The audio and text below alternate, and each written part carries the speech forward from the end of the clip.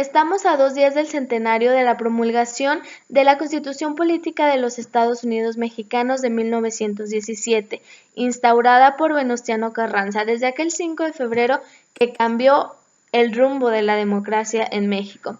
Es cierto que en su momento esta Constitución tuvo leyes muy importantes para los derechos civiles de los mexicanos y leyes que aún siguen vigentes, pero ¿realmente se cumplen? Alguna de las aportaciones de esta Constitución fue la no reelección de los presidentes de la República, situación que hasta la fecha se sigue llevando a cabo, según el artículo 83 de la Constitución. Además, en ese tiempo se instauró la división de poderes en el legislativo, ejecutivo y judicial. Esto con el objetivo de que el poder no recaiga en una sola persona, sino que se deleguen responsabilidades a distintos organismos, lo cual ayudaría a la disminución de la corrupción, cosa que pues no es cierta.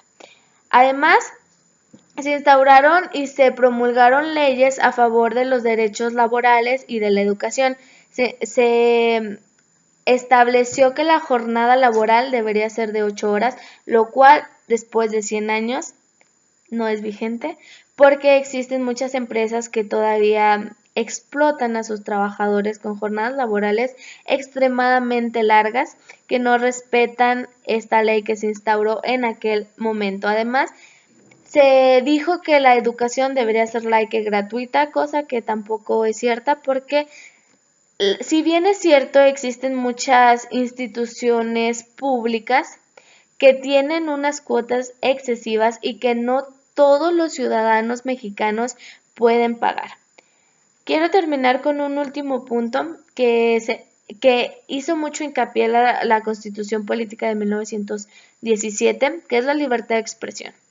En la última década, es decir, los últimos 10 años, han sido asesinados 342 periodistas únicamente por ejercer este derecho de libertad de expresión, de investigar más allá de lo que todos pueden ver y de investigar esas verdades incómodas que a los políticos les molestan, por lo cual son privados de su derecho a la vida, el derecho más importante. Entonces mi pregunta es, ¿realmente tenemos algo que festejar?